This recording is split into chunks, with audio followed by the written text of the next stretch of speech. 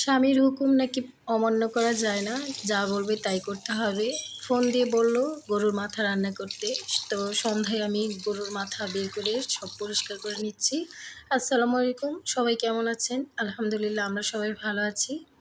এই তো গরুর মাথাগুলি আমি সব পরিষ্কার করে মশলা মাখিয়ে কিছুক্ষণ রেখেছিলাম, তারপরে পেঁয়াজ দিয়ে আবার ভালো মতো মাখিয়ে নিচ্ছি।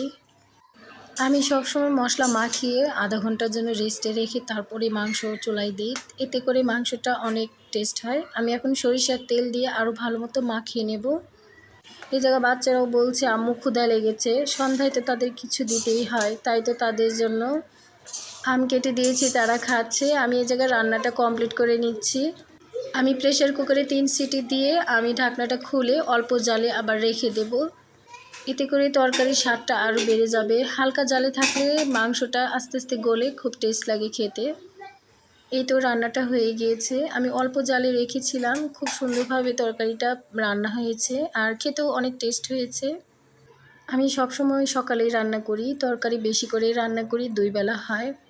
মাঝে মধ্যে রাতে রান্না করি। তো আজ যেহেতু রাতে রান্না করেছি বেশি করেই, কালকে তরকারি আর রান্না করতে হবে না, হালকা কিছু সবজি রান্না করলেই হবে। তো সকাল সকাল উঠে আমি রুটিটা ভেজে নিচ্ছি। এখানে ভাতটাও উঠিয়ে দিয়েছি, আমার হাজব্যান্ডকে আবার লাঞ্চে খাবার দিতে হবে। তো আমি রুটিগুলি সব ভেজে নিয়ে তাদেরকে নাস্তা খাওয়াচ্ছি। সঙ্গে কিছুটা বেগুন ভাজা করেছি আর ডাল ছিল, ডালটা গরম করে নিয়েছি। সকালে রুটি ছাড়া কেউ নাস্তা করে না, তাই তো রুটিটা আমাকে প্রতিদিন বানাতে হয়। আমরা মেয়েরা সকালে উঠে কত রকম কাজ করি, অথচ আমাদের খাওয়ার কোনো টাইম থাকে না, খাওয়ার কোনো সময় হয় না। খেতে বসলে কত রকম কাজ মনে পড়ে, তাড়াহুড়া করে খেতে হয়। তো নাস্তা শেষে সবাইকে আম দিয়েছি। আমটা আমি এভাবেই কেটে নিই, আমার কাছে খুব ভালো লাগে এভাবে কেটে খেতে। আপনাদের কেমন লাগে অবশ্যই জানাবেন। সঙ্গে ছিল ডিম সিদ্ধ। সবাই নাস্তা খেয়ে নিয়েছে, তার বাবা অফিসে চলে গিয়েছে। আমি এখন ঘরগুলি গুছাচ্ছি। তো গুছাতেই দেখি আকাশটা এত সুন্দর লাগছে। কিছুক্ষণ জানালার পাশে দাঁড়িয়ে আকাশের দিকে তাকিয়ে রইলাম। আকাশে জমে থাকা মেঘগুলি এত সুন্দর লাগছিল যে চোখ ফেরাতে পারছিলাম না, তাই তো অনেকক্ষণ ধরে তাকিয়ে রইলাম।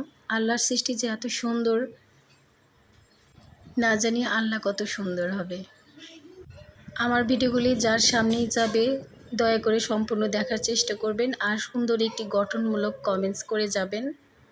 আমি হয়তো সুন্দর করে গুছিয়ে কথা বলতে পারি না, হয়তো সুন্দর ভিডিও করতে পারি না, তবু বলবো ভিডিওগুলি ভালো লাগলে অবশ্যই লাইক কমেন্ট শেয়ার করে পাশে থাকবেন আর চ্যানেলটি সাবস্ক্রাইব করতে ভুলবেন না। সবাই ভালো থাকবেন। আল্লাহ হাফেজ।